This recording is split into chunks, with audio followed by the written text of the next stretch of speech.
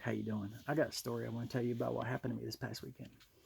I had to go to the grocery store, and my wife had asked me to grab one thing. And as you all know, by the time I got out the door, it was like a 10 item list or something.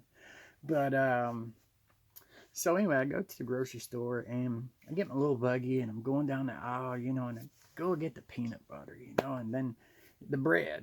I got to get the bread. It's on the list. So I get the bread, because I try to be very thorough about getting everything that's on the list. Because if I come back, then you know I don't want to be disappointed. I'm just a good dude. But anyway, yeah, the good dude. Yeah. Anyway, so I'm in the aisle, you know, and I'm trying to figure out what kind of peanut butter and trying to remember what kind we usually get and stuff like that. And so I look up and I noticed this woman at the end of the aisle, and she was just kind of staring at me, and it kind of made me feel a little uneasy. So I just kind of grabbed one, just whatever kind. And I mean, because it made me feel really uneasy the way she was looking at me. I couldn't tell if she was mad at me, and she looked freaked out, to be honest with you.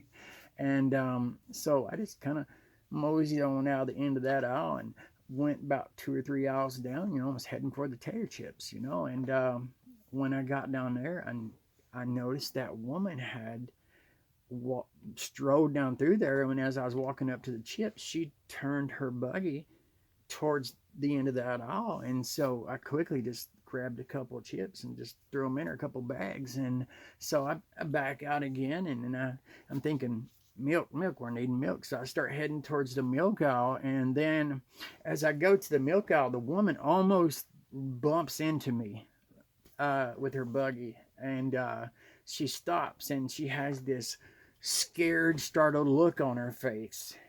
And so at this point, I'm thinking, what is the deal here? And I said, hello, how are you doing? And she said, do you mind if I ask you something? She said, I know that it may have freaked you out because it seems like you've seen me in every aisle and stuff. And I said, well, it was kind of a little alarming, I guess you could say. I don't know. I don't get freaked out easily, so it didn't really bother me. And so she said, I'm sorry, but and then her eyes get big and they swell up with tears, and she begins to cry, and she says, you look identical. Now I'm 6'5", 250 pounds, okay?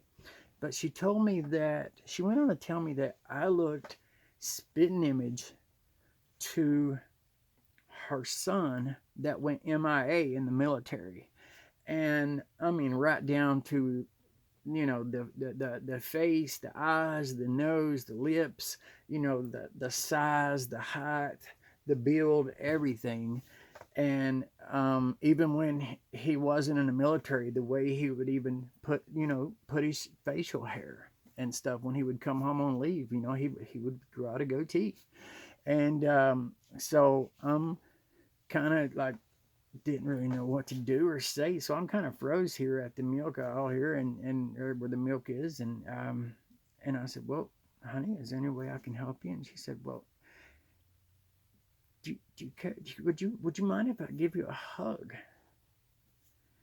And I said, no, I wouldn't mind, but if you don't mind me asking, I said, what exactly happened? And then she goes on to tell me that her son, who was in the military, and he was doing some special ops training and stuff, and he had to fly out to Puerto Rico, and because sometimes some of the SEALs, they would go down to Puerto Rico at this time at a place called Rosie Roads, Puerto Rico, and which is in the Bermuda Triangle area, down the Virgin Islands. And so she would tell me that how he had flown out there and was doing some special ops training. And then as they were flying out of there, I'm not sure. I think they had to stop at Vieques and then they had to go on somewhere else. But they had to fly through the Bermuda Triangle area there, and their plane had went missing. And I knew from being stationed in that area, and also being a boat captain or a coxswain in that area, driving back and forth from Vieques to Puerto Rico at one time, that um, it was true. You know, I knew the SEALs were down there training and stuff like that. In fact, I was going to be a Navy SEAL at one point in my life, but it's another story. Um, so anyway, she goes on to tell me how their plane went down. There were 6 SEALs in it, and a couple Marines, and maybe one Army person. I can't remember exactly how many, but I do know her son was one of them, and it had just to the account she was telling me what had happened. It was almost as if the plane had vanished, and I'm sure y'all have heard stories about that before all your life, about the Bermuda Triangle, about ships and planes going missing. Um, look up the World War II. You can find this whole fleet of planes that went missing looking for these other planes at one time. Or actually, the fleet went missing. There were 5 planes, and then there was these other 2 planes that went looking for them, and they went missing too. So you can look that stuff up. But anyway, back to the story. I'm standing here, and she looks at me and she said, "Would you mind if I called you son, and you called me ma, or something like that?" She said it would just make me feel good. And I said, well, no, I don't mind. I mean, it doesn't bother me. And then she just kept going on about how much she thought I was him at first, and how it almost had stopped her heart. I mean, it literally horrified her. She thought I was his ghost or something at first. And then when she realized I was real, this is what she was telling me, she had to meet me, and to make sure that I wasn't her son who had went MIA in the military. And they had a funeral for him. I mean, she told me the whole thing. They had the funeral, everything like that, and she assumed him, her and her husband assumed him dead. And so she asked me one more thing. She said, would you care to give me a hug?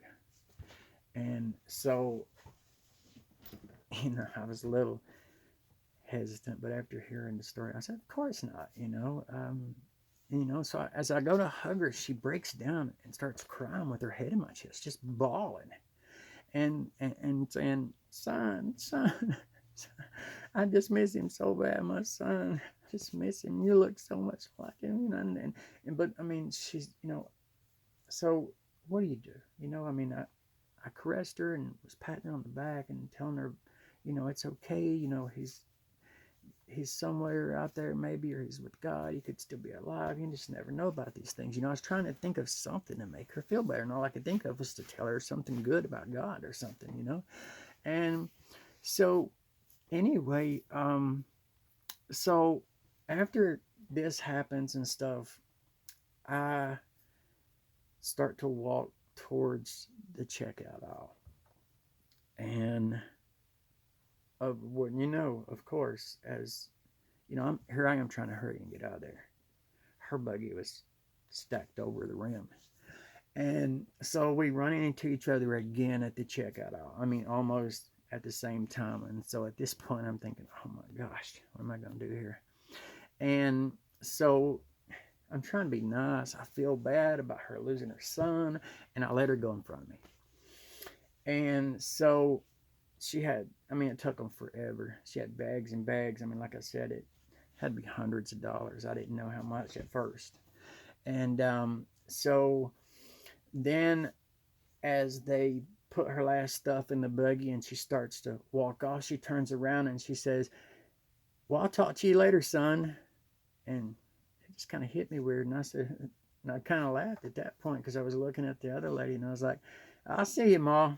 And so then all I had was maybe, I had the couple bags of chips, some milk, some peanut butter. I think I picked up some bread and maybe a little bit of vegetables or something like that. And I actually forgot some items because I was trying to hurry and get out of the store at this point, to be honest with you. But anyway, I guess from feeling guilty that I look so much like her son, I don't know. I don't know what made me do it, but it just, without even thinking, okay, Ma, like that, and so anyway, I start to check out and they're going through my stuff and it don't take but a minute. And she says it'd be $497 and some change. I can't remember, 40 some cents or something. And I said, for what I just got? Are you kidding me? You know, maybe did you make a mistake? I mean, look, I got a couple bags of chips, got some peanut butter, got some milk, got some bread. You know, I got a little bit of vegetables. 400. Are you sure it ain't like $4, $49? You know, $14 and 97. You know, whatever. I said, she goes, no, sir, it's $497. She said, didn't you pay for your mother's? And you're going to pay for that? I said, what? I said, that's not my mom. And she said, well, she called you son and told you she'd see you later. And I heard you call her ma as she was leaving. And while she was up here and you were looking through the magazine aisle right there, the little rack, she told me my son's don't worry, my son's taking care of this. And so I assumed you were going to pay for yours and hers both. I said, where's you got to get the manager, call the cops or something. She goes, I don't know what to do. I said, get your manager. And so I said, I'll try to catch them. And so I run out the door and I look across the parking lot and she's got these three guys. Okay. One's in they're in this van, this white van, and one is inside the van. The old lady had gotten the front seat. The passenger was sitting in the driver's seat, and this guy was just tossing that stuff in there to the other guy, and it was almost empty. And he grabbed the last bag and threw it. And so I go sprinting across the parking lot trying to catch up to him. And so literally the guy looks back and sees me in a dead sprint and literally just kind of dives into the van with the van door open and says, go. And so they start to pull out of the parking lot, and I know that I can catch them up here at this light because I know there's a light up here at the end of this area here where you pull out. And so here I keep sprinting and I catch up with the van, and at this point, I could still see the guy's legs hanging out the van where they were trying to shut the door and he was trying to pull him in at the same time. And so I grabbed hold of one of the guy's foot and I start pulling his leg and pulling his leg. And he's like, go, just go, just go. And so they start trying to pull out while I've got to hold this guy's leg, and I'm pulling and pulling. And I just keep, I'm trying to jerk the guy out of the van because I'm about to commence a beating. So anyway, here I'm pulling this leg and here they start to pull out, and I almost pull the guy out of the van, and I'm just pulling and pulling this guy's leg, and I don't care if it rips off. I'm pulling this, just like I'm pulling your leg right now. Have a good day and God bless you.